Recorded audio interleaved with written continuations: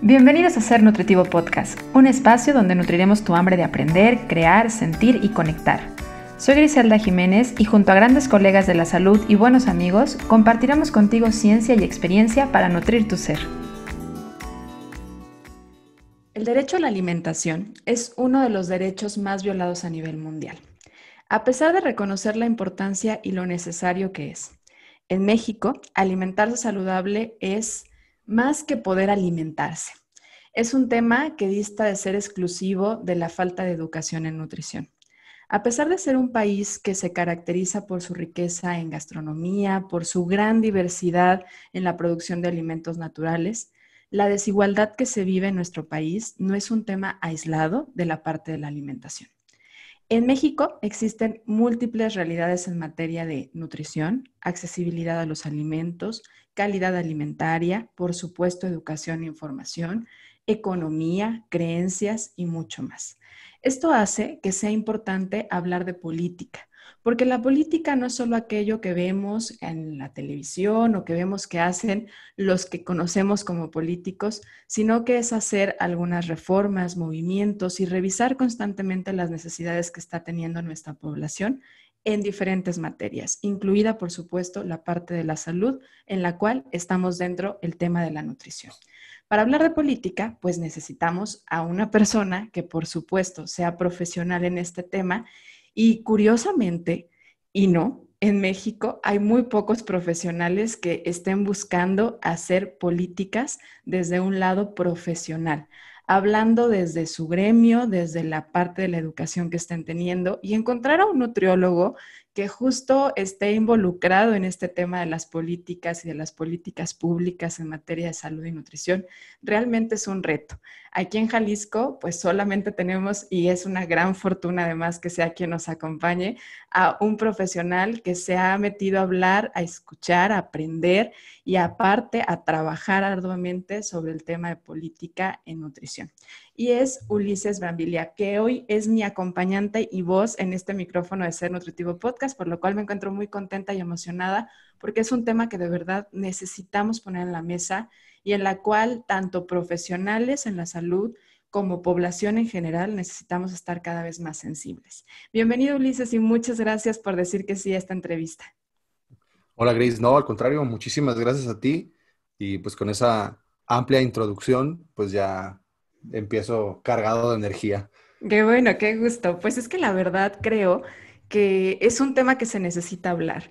Y voy a comenzar puntualizando que soy inexperta en el tema. Hoy, a la par de toda esta audiencia, vamos a aprender juntos de la mano de Ulises porque es un tema que lamentablemente no se pone dentro de la currícula de la información y los programas que los nutriólogos vemos en nuestra formación básica. Y definitivamente sí nos hablan de que el nutriólogo puede trabajar en políticas públicas y que es importante, pero la realidad es que la mayoría de los nutriólogos no vamos y buscamos y rascamos qué hay que hacer por ahí. Entonces, hoy voy a ser tu alumna y estoy muy emocionada de serlo, Ulises. Oye, Ulises, te quiero pedir de favor si me apoyas antes de comenzar con entrar de lleno al tema, a presentarte un poco. ¿Quién es Claro. Ulises? Y bueno, ¿por qué terminó Ulises siendo un nutriólogo? Que aparte, cuando yo te he escuchado hablar, dices, cambié la bata por la corbata. No se me olvida, escuché eso en una presentación tuya.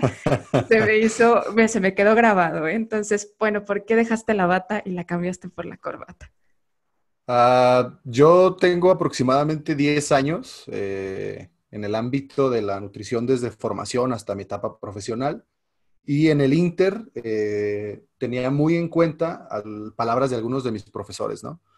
Son una profesión integral. Y yo me quedaba como, ay, pues integral, ¿no? O sea, o sea, significa que tengo que saber un poco de todo. Y entonces lo intenté en mi etapa estudiantil. Intenté rotar por las 4 áreas predominantes de la nutrición. Y en mi última etapa lo intenté en ciencias de los alimentos en el laboratorio, en el Instituto Universitario de Ciencias de la Salud, pero ya tenía la espinita pues marcada de la nutrición poblacional, ¿no? Cuando estoy entre tercer y cuarto semestre, conozco a el maestro Paulo Orozco y al doctor René Crocker, y ellos me enseñan muchísimas cosas de nutrición poblacional y son los que dejan la espinita. al terminar la carrera, paso a hacer cuestiones de impacto social con un colectivo llamado Revolución QA, que soy cofundador con otros compañeros, dándonos cuenta que nosotros mismos como estudiantes sufríamos la poca identidad y la poca, ¿cómo decirlo sin sonar mal? Pues la poca empatía que había incluso entre colegas, ¿no? Y me llamaba mucho la atención que yo no disfrutaba ir al hospital. O sea, yo iba, lo hacía, intentaba dar lo mejor de mí, pero no era algo que a mí me motivara enormemente. O sea, yo no me sentía cómodo diciendo, tengo que ir al hospital a hacer la rotación, a subir hasta el piso 11, a que me escuche el médico y me diga, pues mal, y vas a hacer lo que yo considere, ¿no? Eso me truncaba las cuestiones de mi espíritu y en las cuestiones de prácticas que estuve con comunidad, eso me dejaba súper feliz. Entonces, a la hora de intentar hacer el cambio, escucho las palabras de algunos profesionales más avanzados que yo y mencionaban que la forma nueva que se veía en un futuro muy lejano era posiblemente que el nutriólogo se encargara de hacer política por dos cuestiones. La primera, somos muy buenos investigando, el gremio en general es buenísimo investigando, pero siempre ha tenido las trabas para tal vez comunicarlo en palabras sencillas a la población y todavía más importante, que el tomador de decisiones, o sea, ya sea regidor, diputado local, presidente municipal o gobernador, pues lo tome en cuenta, ¿no? Termina tomando en cuenta a otros gremios con más peso, tal vez porque son más antiguos o tal vez porque hablan de una forma más directa, pero el nutriólogo siempre había estado como pues, relegado en las decisiones de poder, ¿no? Entonces yo dije, pues, ¿qué se necesitará? Se necesitarán dos cosas. Alguien que sea bien alegón y que no le tenga miedo a estar enfrente de un grupo fuerte de personas que puedan preguntarte lo que sea. Y dije, pues, ese creo que soy yo.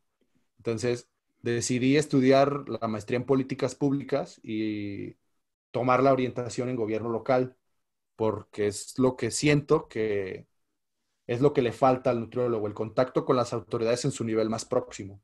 Y no porque lo hagamos mal, o sea, hay muchos colectivos que trabajan con la profesión y que buscan que nos paguen mejor y demás. Eso es un trabajo que la verdad admiro y respeto muchísimo, pero al final de cuentas, de una manera muy personal, siento que se queda corto ya que la directriz sigue siendo para el nutriólogo con su percepción más popular y la población que realmente lo sufre, que ni siquiera somos los nutriólogos, la población que realmente lo sufre, que tiene años viviendo carencia alimentaria, o las personas que sufren la doble carga de la malnutrición, que tienen desnutrición, pero al mismo tiempo presentan sobrepeso u obesidad, esas son las personas que realmente sufren que el nutriólogo no esté posicionado en política. No tanto el nutriólogo, que por una cuestión de profesionalización o de reconocimiento, más bien las personas de todos los días que no tienen una alternativa comercial para ver qué pueden comer y qué no. Y entonces dije, ok, creo que por ahí puede ser la onda. Entonces, empiezo a estudiar la maestría y pues a la maestría no puedes ir con bata, ¿no? Entonces, o sea, entonces dije, no me sentiría cómodo en un salón de clases o hablando de nueva gestión pública o nuevas formas de gobierno con una bata. O sea, estaba realmente fuera de lugar y además de que nunca me sentí cómodo usándola, pues dije, no, pues sabes que esto creo que no va por ahí. Entonces, por una cuestión personal, y decidí usar corbata y entonces por eso es que va de ahí el cambié la bata por la corbata. Y aparte, ahorita que te escuchaba, bueno, pues me vienen muchas cosas a la cabeza. Una de ellas es como el impacto que puedes tener, cambiar el impacto uno a uno. Mucho del trabajo que hace el nutriólogo es trabajar con una persona. A lo mejor tienes tu Ujú. comunidad de pacientes, a lo mejor tienes una comunidad virtual, pero es un trabajo pues que queda muy rezagado a un tipo de población. Y lo hablaba en la introducción, ¿no? El sensibilizarnos y entender que en México existen múltiples realidades es algo que no nos gusta escuchar. No nos gusta escuchar y no nos gusta creer que existan personas que no tienen acceso a los alimentos, que el acceso sí se ve limitado a alimentos de muy baja calidad nutricional y que a veces es o comen eso o que les dé energía o no van a tener otra cosa que comer. Entonces, creo que esto es algo que necesitamos empezar a entender, o sea, sí está pasando, esto no pasa en África, esto sí pasa en México y pasa en nuestra misma localidad. O sea, no creer que porque nosotros vivimos a lo mejor en una colonia que tiene todos los recursos, al lado muy probablemente o muy cerca de tu colonia hay una colonia que no tiene acceso a agua potable. muy cerca de la colonia en la que tú vives hay una población que no siempre come. Entonces aquí es donde, híjole, creo que duele el estómago cuando uno lo dice, creo que siente uno realmente algo adentro, porque pues creemos que la gente solo necesita aprender a combinar sus alimentos, que la gente solo necesita de conocimiento para reconocer la cantidad de calorías, gramos, hidratos de carbono, pero esa no es la realidad de toda la población en México.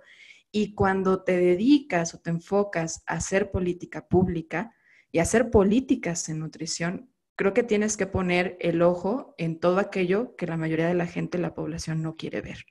Entonces es una labor muy interesante y que requiere, como bien dices, alguien que quiera decir las cosas, que se atreva a decir las cosas y a mirar las cosas que como población hemos ido rezagando porque no nos es cómodo. O sea, algo que vivimos actualmente como población es que solo queremos la comodidad y no nos es cómodo darnos cuenta que no basta con darle un día de comer a una persona, con que a lo mejor tú regales una despensa en Navidad o que ahora ante el COVID digas, ay, voy a comprar una despensa y la voy a regalar a alguien más. Sí, Sí, claro. definitivamente ayuda, pero se necesita algo mucho más profundo, algo que impacte mucho más en el tiempo. Y es aquí donde entra el hacer políticas, o al menos es lo que yo alcanzo a comprender de las políticas y de por qué es importante hacerlas. La cuestión de aquí, como tú lo mencionas, y me hace un poco de ruido para bien, es que hay que intentar y empezar a ver cosas que normalmente no se ven. Desde mi perspectiva fue ver la nutrición al revés. Normalmente vemos la nutrición adentro del cuerpo. Y entonces, como tú lo mencionas, ¿no? La distribución y el requerimiento y qué se necesita y cuánta actividad física, cuántos años, qué patología. Desde mi perspectiva, la nutrición, y yo la llamo más alimentación que nutrición, se ve desde afuera. Y entonces, para que esa persona pueda llegar y tener su plato enfrente en su mesa y lo pueda disfrutar, que creo que eso es algo que también hemos perdido los nutriólogos, nos dejamos de enfocar en que la persona lo disfrute y solamente lo contamos y sabes, aquí tiene que le vaya bien. Entonces, para que esa persona pueda estar sentado en su mesa, en un ambiente óptimo para alimentación y lo pueda aprovechar al máximo, se necesitan un montón de condiciones. Y entonces, hemos trabajado entre las universidades, principalmente entre el ITESO y el Centro Universitario de Tonalá, para poder definir todas estas partes fuera del cuerpo que realmente impactan en la alimentación, más que, y no porque lo esté demeritando, sino porque creo que impactan definitivamente más que hacer un buen dietocálculo o no. Si yo no me he fijado en lo que muchas veces se menciona, pero parece que se menciona solamente de dientes para afuera, si yo no me he fijado en dónde vive la persona. O sea, puede que yo tenga mi consultorio en la zona con mayor plusvalía de la ciudad y la persona acude a mi consultorio, pero si yo nunca le pregunté en qué colonia vive él y yo asumo que porque puede pagar mi consulta a un costo relativamente elevado, tiene todos los accesos a cuestiones de alimentación y de servicios básicos, pues entonces ya estoy en un error. Y todas esas cuestiones son importantísimas para poder generar una política pública. Y de aquí tal vez me adelanten algunas de las preguntas, pero me gustaría primero mínimamente definir qué es una política pública. Por favor. Una política pública es la resolución de un problema de carácter público. ¿Qué es un problema de carácter público?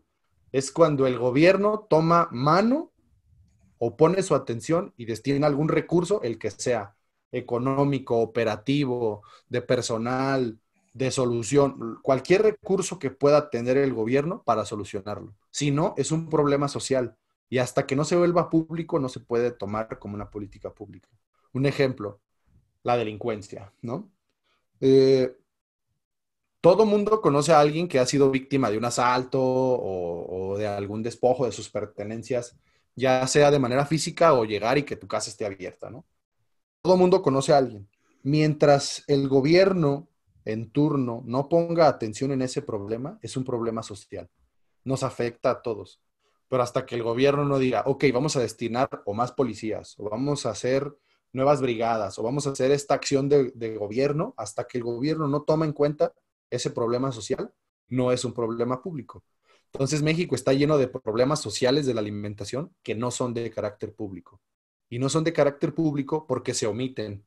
Y se omiten no en una mala intención, se omiten porque la frase es, pues toda la vida ha sido así. Y entonces, como toda la vida hemos sido así, pues no hay otra forma, ¿no? Entonces creo que también tenemos parte, y ese sí es un juicio muy duro que hago yo personalmente, creo que sí tenemos parte de culpa los nutriólogos en el ambiente que se vive en el país de alimentación, porque o hacemos omisión por centrarnos en un enfoque eh, meramente dietista que no está nada mal, pero sí terminamos omitiendo algunas partes, o nos clavamos como yo en totalmente las cuestiones sociales y políticas y nos desprendemos un poco de la raíz de la nutrición. Entonces, necesitamos tener una sinergia exacta entre los dos para poder entonces resolver los problemas de una manera integral.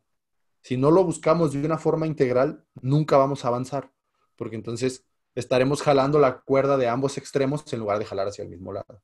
Claro, lo que decías, verlo de afuera, pero también verlo de adentro. O sea, Sí, se claro. necesitan las dos cosas, porque es tanto fondo Ujú. como forma, ¿no? Tanto, Sí, todo sí, eso sí. está presente en lo que es. Y hablábamos al inicio en la introducción del derecho a la alimentación. Yo creo que hay muchas personas que a lo mejor no saben que sí esto es un derecho, porque Ujú. justo lo que decías, o sea, es como, pues aquí toda la vida ha habido hambre, ¿no? Estamos acostumbrados a que hay personas que viven al día y que no saben si van a comer o no, y esa ha sido la realidad del mexicano por mucho tiempo, y no nada más del mexicano, o sea, en realidad en todo el mundo puede haber, obviamente la desigualdad en México es un problema serio, pero el derecho a la alimentación es algo que está en la teoría. Ahora cuéntanos un poco como de la teoría y de la práctica. El derecho humano a la alimentación tiene un trasfondo muy amplio. Es un derecho de segunda generación de la Declaración Universal de los Derechos Humanos de 1948. Es decir, es más grande que muchas de las personas que estudian nutrición en este momento, ¿no? Es más longevo. Entonces, eh, esa cuestión es de segunda generación porque no son los primeros derechos humanos que se plasman en papel, pero sí es de los más importantes, ya que cubre o está cubierto por algunos otros que te los mencionaré adelante, ¿no? Tiene una característica de progresividad. ¿A qué nos referimos con progresividad? Que siempre busca ir más adelante, que siempre busca estar cubierto en todos sus aspectos y que no es una forma de palomear sí o no, sino que tiene una arista bastante amplia. ¿Qué otros derechos cubren el derecho humano a la alimentación? Son los famosos DESCA. ¿Qué son los DESCA? Son los derechos económicos, sociales, culturales y ambientales.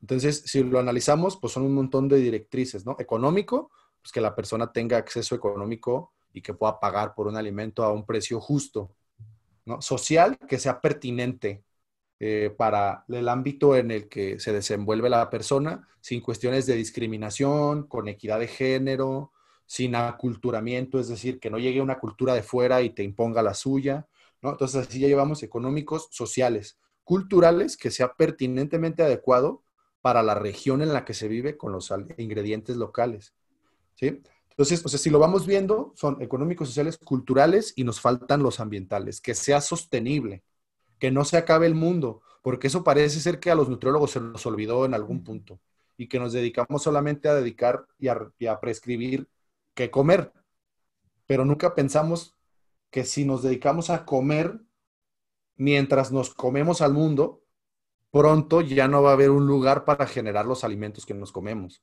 Entonces, el derecho humano a la alimentación tiene esa directriz bastante amplia en donde es una cuestión obligada para el Estado, que tiene que garantizar que todas las personas puedan comer en todo momento alimentos con las características de la dieta correcta, ¿no? Que sean inocuos, que estén equilibrados, que sean culturalmente adecuados, que no importa en dónde y en qué región se encuentre la persona, tiene que estar garantizado para esa persona.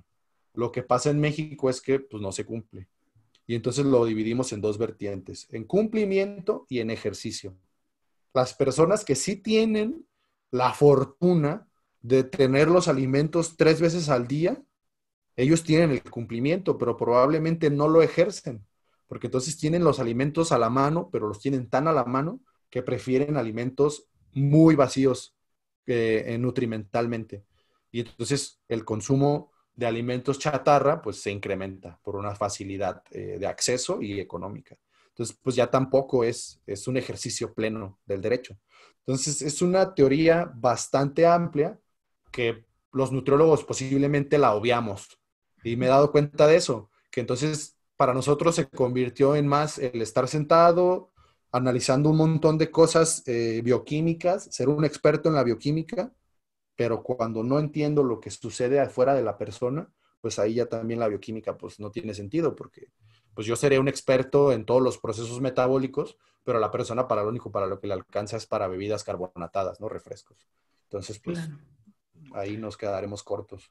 Lo que hablaba sobre el impacto de, en este caso, pues la economía, pero también decías el punto de que fuera sustentable. ¿Qué tema tan importante pusiste sobre la mesa? Porque hoy nos estamos dando cuenta, espero, ¿no? Que nos estamos acabando el mundo, que estamos afectando seriamente, que hay islas completas en el medio del mar de basura que nosotros hemos generado y Ujú. que nuestros antecesores han generado, nuestras generaciones previas han generado y que probablemente van a estar ahí más tiempo del que nosotros estemos sobre la Tierra. Entonces, qué Ujú. importante es que empecemos a poner este tema de, a ver, necesita ser sustentable, dañar lo menos posible al planeta, es más, no dañarlo, sino que es como irle regresando a la tierra, ¿no? Y de ahí, pues, es sensibilizarnos de buscar alimentos que se produzcan en la región, que no tengan que Ujú. transportarse tanto tiempo, que no tengan empaques que dañen al medio ambiente.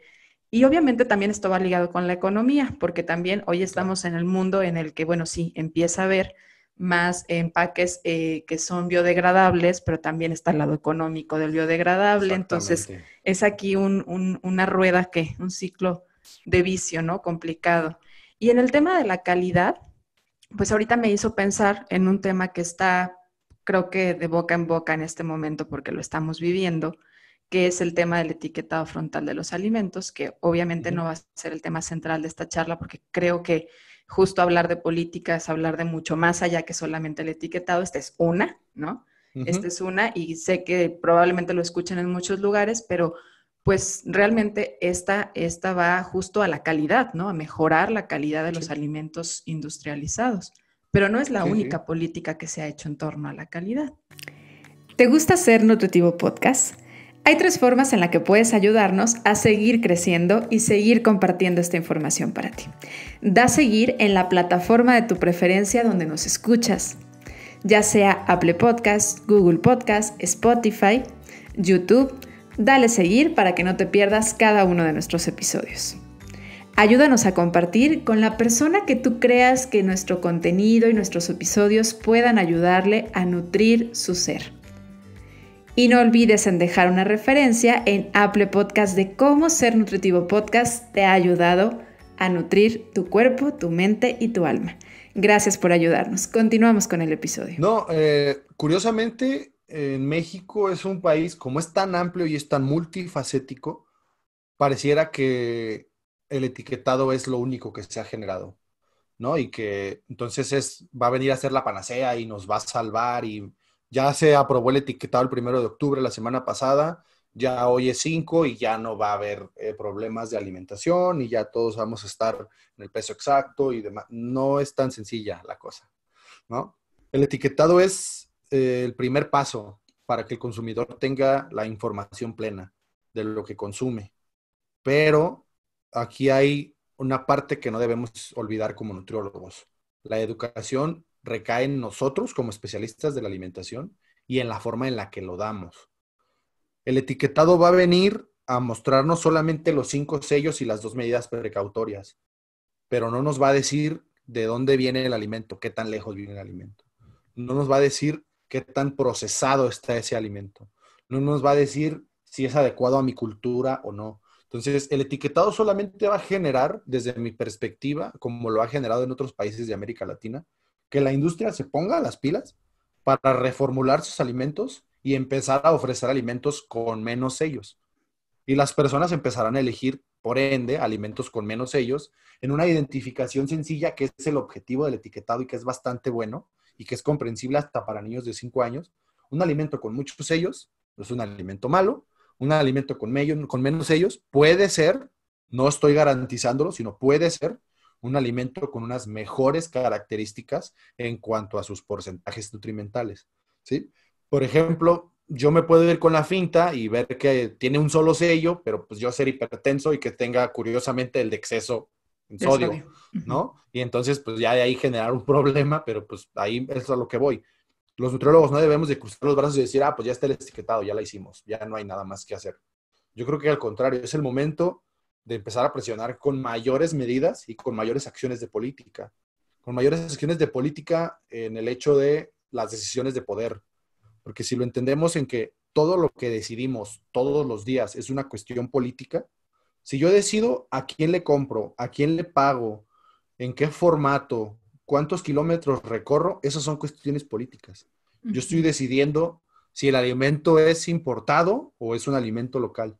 Si es en un embalaje o en un empaquetado totalmente plástico que daña al medio ambiente o es en una sin bolsa. Esas son cuestiones políticas que posiblemente de nueva cuenta obviamos y que entonces los nutriólogos nos hemos quedado y muchos años nos quedamos con las recomendaciones internacionales y las modas. Y a final de cuentas venimos a dañar más la cuestión de alimentación que lo que intentábamos mejorar. ¿No? Yo me acuerdo mucho cuando empezó el boom de la recetada de salmón y de la prescripción de la dieta mediterránea y todas esas cuestiones, cuando pues, en un ambiente y retomando la definición de derecho humano a la alimentación, pues el salmón ni siquiera se produce en México. Ujú. ¿No? Entonces, pues es un pescado que viene de las aguas frías del norte del continente, que tiene que recorrer miles de kilómetros y entonces ya le vamos poniendo lo que contaminó la gasolina en el transporte, bueno, el diésel, ¿no? En este caso, el plástico, la energía para congelarlo, la energía para mantenerlo en donde lo van a almacenar antes de que me llegue a mí, o sea, todo el proceso de la cadena de producción de ese medallón de salmón contamina más al mundo de lo que yo me puedo imaginar. Pero como estoy pensando que es una cuestión de moda y los omegas y la buena nutrición y demás, hay pescados igual de ricos, igual de valiosos en contenido nutrimental en México. En Nayarit, a 3 horas y media de donde yo estoy en este momento, no tiene que recorrer medio continente. Entonces, pues ya desde ahí empezar a entender que la cuestión cultural es bastante importante y que debemos de estar Ujú. atentos a que no todas las modas y no todas las prescripciones que llegan de parte de fuera del país son las mejores. Y en este caso el etiquetado se reformó y no se aplicó igual que el chileno o igual que el uruguayo, sino se tomaron notas. El Instituto Nacional de Salud Pública hizo un estudio fuertísimo, avalado por unas instituciones enormes como es la OPS, y pues de ahí entonces salieron cuestiones teóricas nuevas aplicadas para nuestro país. Así deberíamos empezar a actuar en todas las cuestiones de alimentación. Si bien el etiquetado no es la única política, hay diversas políticas de alimentación. Considero que es la más popular y es a la que más fe le tenemos, pero pues no deberíamos quedarnos con los brazos cruzados y decir, ah, pues ya estuvo, es la única, ya la hicimos, ¿no? Mañana ya todo es perfecto. No creo que Claro. vaya por ahí. Porque hay otras áreas en donde se puede trabajar, ¿no? O sea, hablabas ahorita del área de, bueno, sí, de buscar que sea aplicado a las cuestiones sociales, culturales, sí, de que sean alimentos que se producen en la región, porque esto va a ayudar a que sea sostenible, de que sean alimentos de buen acceso económico para las diferencias que hay en cuestión de accesibilidad económica en la población.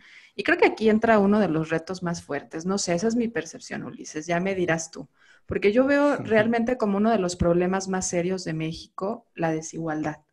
Y es que Sí, cuando observamos los problemas, que bien lo decías ahorita, no son problemas públicos, sino que son problemas sociales, porque todavía no se abrazan desde este lado, pues la mayoría terminan en el origen como la desigualdad, o al menos esa es un poco de mi percepción, ¿no? La desigualdad de género, la desigualdad económica, la desigualdad en el acceso a alimentos, recursos, educación, pero parten mucho de la desigualdad y que obviamente se traduce en gran medida en que pues nuestra manera de recibir igualdad en gran forma es a nivel económico.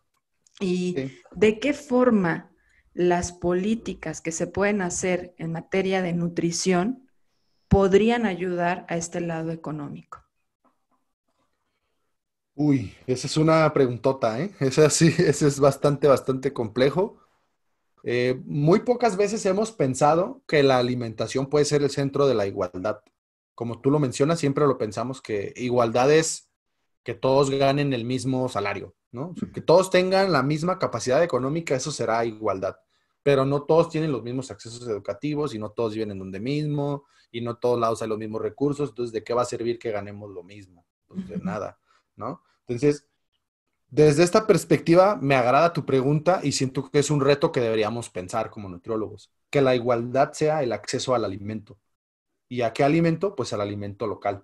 Entonces, la nutrición podemos entenderla desde dos vertientes, entre que la división puede ser cultural, en donde la igualdad de género o la equidad de género está totalmente perdida y hay temas que quedan totalmente desviados de las percepciones de igualdad social en donde el hombre sigue siendo considerado el predominante en el campo, aunque la teoría y en la realidad nos menciona que no, que son las mujeres. Y los hombres intentan seguir siendo solamente el proveedor y que la mujer se quede solamente en la cocina, pero pues la realidad es que nos dice que no, que las cuestiones económicas predominantes en México ya empiezan a ser por parte de las mujeres. Entonces, entender que la cuestión va más allá que solamente el ingreso y el alimento, sino toda la cuestión social que lo acompaña. Primero entender eso para después poder pensar diferentes acciones. Las acciones centrales, pues sería fortalecer el campo de una manera equitativa. ¿Y de qué forma equitativa? Pues que los alimentos sean culturalmente adecuados y que respeten el medio ambiente. Pero para esto, pues hay intereses internacionales enormes, ¿no? Hay medidas y tratados internacionales, está la famosa UPOV, que ese también puede ser otro tema de apropiación intelectual del contenido del campo, ¿no? Ese pues, es un problemón para los indígenas y para las personas del campo. Está la parte de la soberanía alimentaria con enfoque feminista, donde lo he trabajado recientemente y la verdad es que me sorprenden estas directrices de la soberanía alimentaria, en donde le da y le regresa el rol importante que siempre ha tenido y nunca debió de perder la mujer en el campo, en la cocina y como encargada de la alimentación. Y hay diferentes cuestiones que deberíamos de tener en cuenta como profesión. Creo, la más importante hasta este momento, pues es quitarnos la venda de los ojos y empezar a ver todas estas cuestiones. No es solamente responsabilidad del nutriólogo aquí es responsabilidad de todos. Y yo invitaría a tu audiencia a que se preguntaran todos los días, cada que compran algo, de dónde viene, quién lo elaboró, lo pagué a un precio justo, contaminó el medio ambiente, lo voy a aprovechar, le facilité la vida a alguien, me la compliqué yo. O sea, todas esas preguntas un poco más profundas que solamente el sabrá bueno, estará echado a perder, cuántos ellos tendrá, nos vemos, ¿no? Que son como las con las que nos hemos quedado toda la vida. Creo que para empezar a volverlo de carácter social fuerte, es primero interiorizarlo. Y hasta que no lo reflexionemos como que es un problema de todos, no va a poder cambiar la situación. Ver la trascendencia de nuestras acciones, ¿no? O sea, eso es Ujú. como algo que vivimos muy como seres individuales, en lugar de entender que todo lo que nosotros hacemos, dejamos de hacer, pensamos, decimos, omitimos, tienen un impacto a nivel social.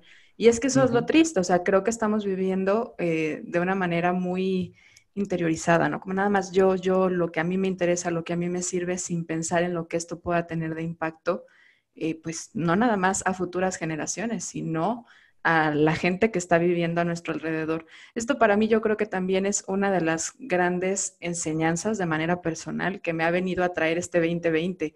O sea, el entender que el cuidarme yo es cuidar también a los demás, ¿no? Y creo que podemos entender de esta forma lo gran conectados que estamos como sociedad y que cómo impacta todo.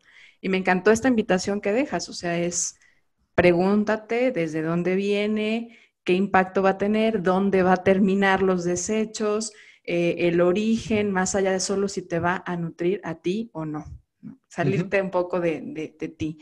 Y en relación a las medidas o a las acciones que se han hecho en materia ya de políticas públicas que tú has observado a lo largo de este tiempo, ¿cómo se mide el impacto? Hoy el ejemplo más claro, porque bien lo dijiste, donde tenemos puestos los ojos y lamentablemente es la única que creemos que se hace, que es el etiquetado. Hay muchas personas que dicen, no, es que eso no va a servir, es que está al otro lado de la moneda, de que pues hay quienes tienen trastornos de la conducta alimentaria y entonces esto los va a asustar más. Yo creo que es entender que sí, existen siempre múltiples facetas en la población, ¿no? Pero pues la población Claro. ahorita, en números, en estadística, nos está diciendo hay un consumo muy alto de alimentos ultraprocesados, está generando problemas serios de obesidad, de sobrepeso, de hipertensión y pues para esa mayoría surge esta medida. Pero ¿cómo se mide? Porque creo que a veces uno de los problemas que suceden es que no se va midiendo el impacto o no sabemos dónde acaban. Entra un gobierno y que pues es lo que nosotros vemos como política, aunque eso no nada más es la Ujú. política, y se acaban las acciones que se habían generado. ¿Cómo se mide el impacto de una política pública? Aquí es una pregunta bastante compleja también y es como, creo que me has dado tres tiros, ¿no? Así, de preguntas bien difíciles, pero está bien, está bastante interesante los retos.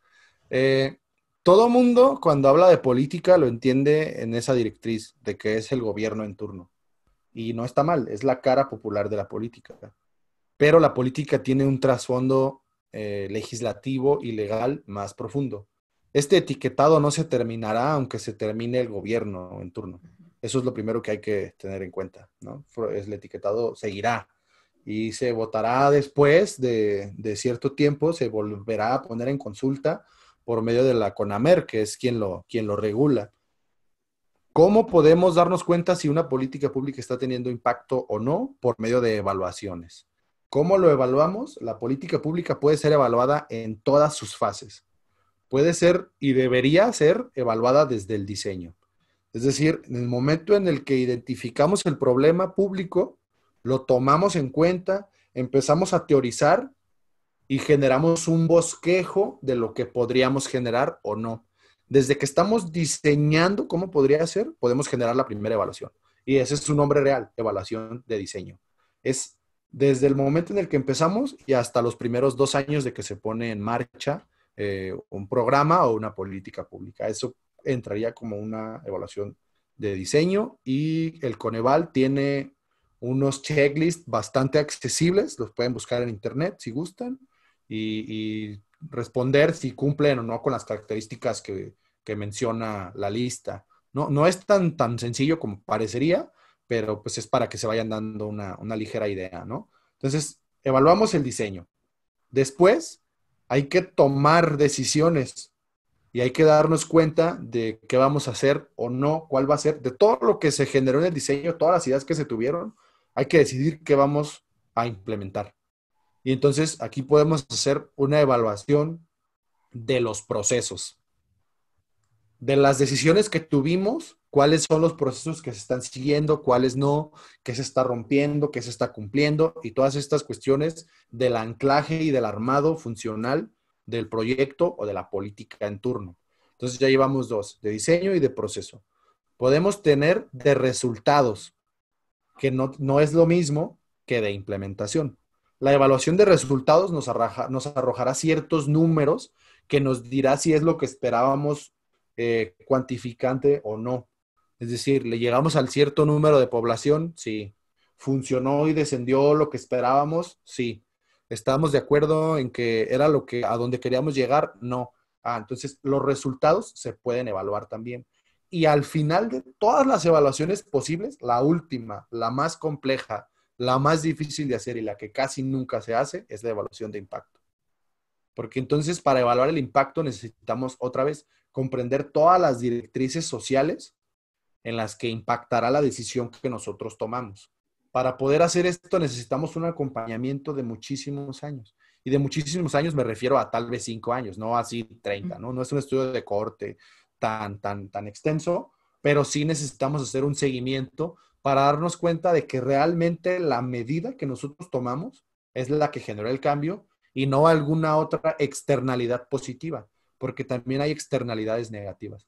¿Qué son las externalidades? Las influencias de todos los estímulos externos a la posibilidad que yo puedo tener. Por ejemplo, entra el etiquetado en vigor y suponiendo que el etiquetado hubiera entrado en marzo, cuando truena toda la cuestión de la pandemia, ¿no?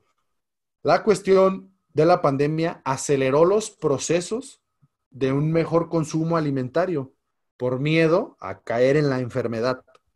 Suponiendo que yo hubiera lanzado el etiquetado al mismo tiempo, pues hubiéramos visto un descenso inmediato en el consumo de alimentos chatarra y pudiéramos haber cometido el error de adjudicárselo al etiquetado y decir, el etiquetado es milagroso, miren, de marzo a octubre, pues ya descendió en menos de la mitad. Pero no contemplamos nunca la externalidad de la pandemia.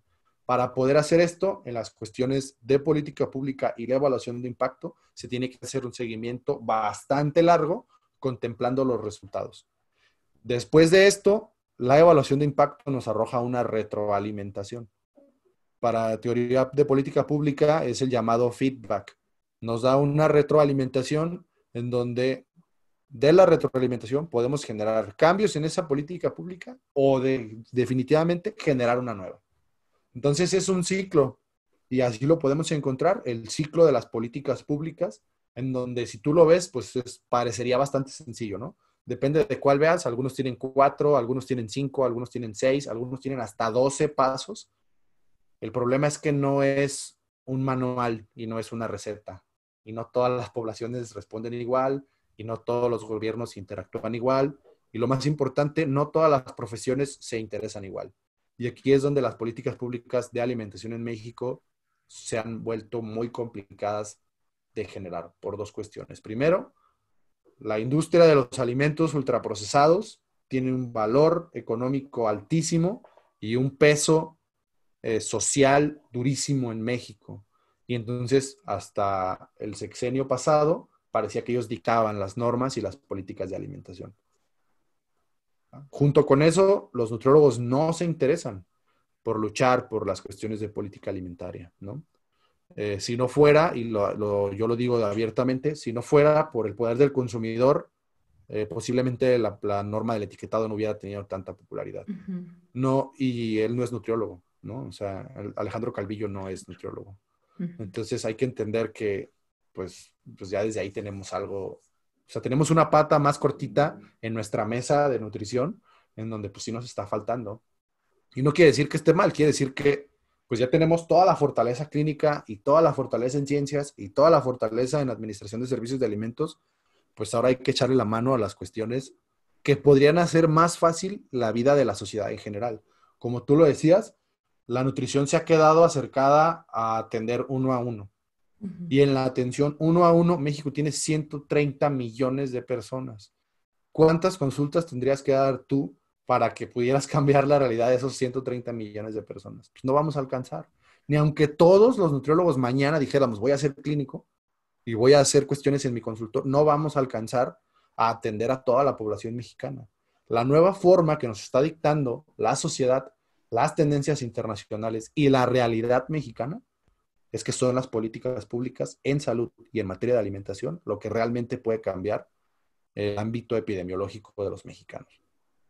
Aparte de esa forma, se puede ir modificando también el medio en el que las personas se mueven. De lo contrario, en la consulta, pues no. O sea, puedes tratar cómo la persona se mueve en el medio, pero no cómo el medio interactúa con la persona. Y hay que entender que el acto de nutrirnos y el acto de alimentarnos es mucho más complejo que solamente conocimiento, información, que solamente macronutrimentos, porcentajes de distribución, como lo decíamos, o micronutrimentos, que se requiere verlo como un todo lo que impacta a la persona a la hora de comer, elegir, tener acceso o no tenerlo.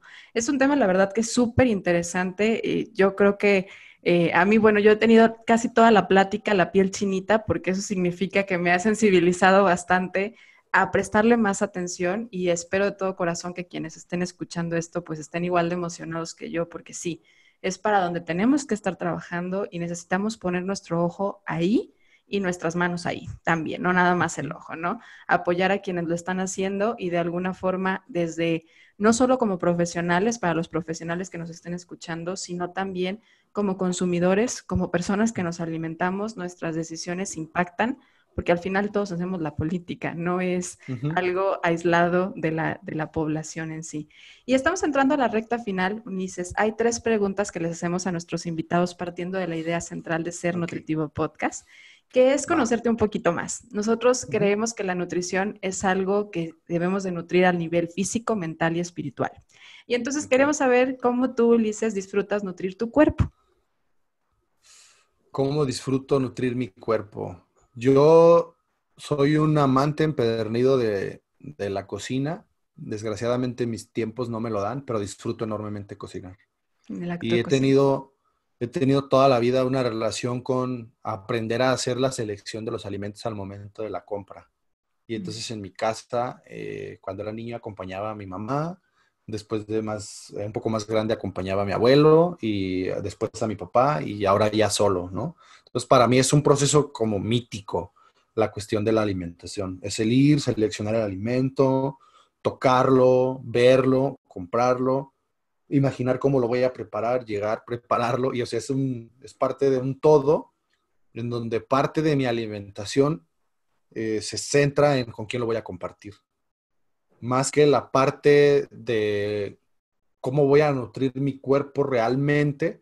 Primero lo pienso en una parte de con quién me lo quiero comer. Ujú. Y Como más entonces social y se une con lo emocional también. para mí Ujú. es una cuestión más, la alimentación siempre ha sido una parte más social en mi andar.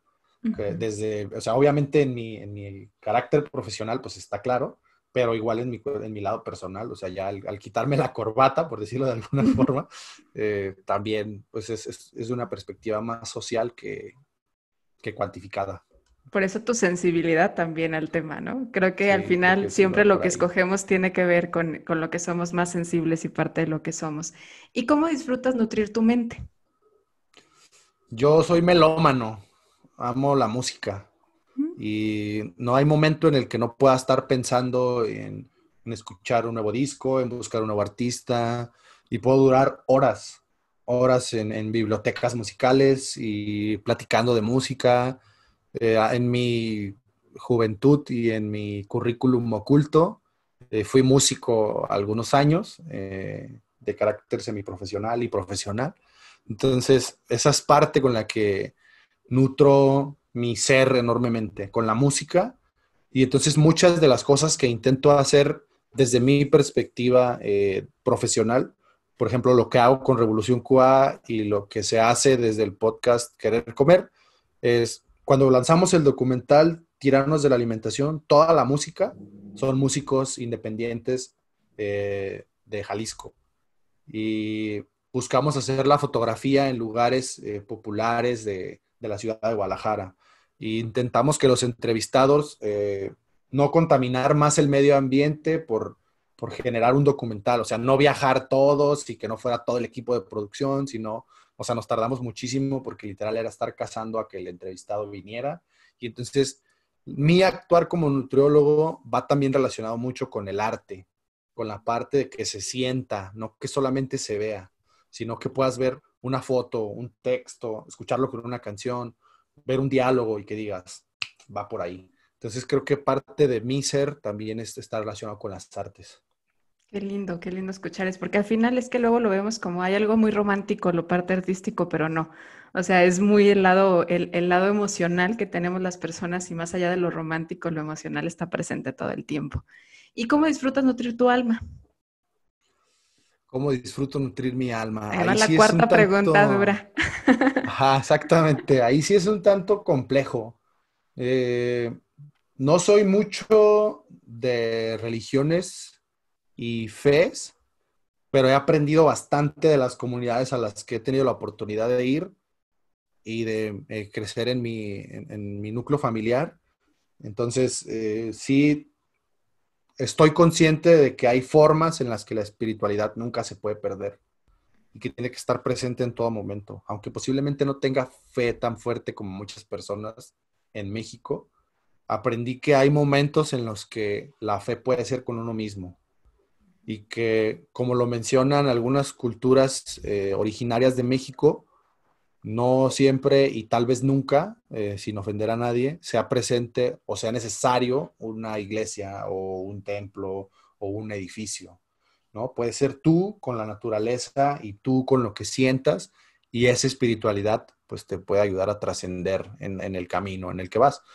Pero sí creo que hay que tener muy clara la idea de que la fe primeramente debería ser con uno mismo desde mi perspectiva personal, ya que si me pierdo en el mar de alternativas y de opciones que hay en el mundo para todo, y no me tengo fe a mí mismo, pues es como estar nadando de muertito en un mar enorme y no voy a llegar a ningún lugar, A ningún lado, ¿no? claro. Entonces, sí, creo Y que por podría último, verse desde esa perspectiva. Dime. si tuviéramos el libro de la vida enfrente de ti, es un libro que estamos escribiendo aquí en Ser Nutritivo Podcast, que estamos Va. escribiendo para dejarles frases y mensajes a futuras generaciones. ¿Qué te gustaría poner ahí en ese libro de la vida?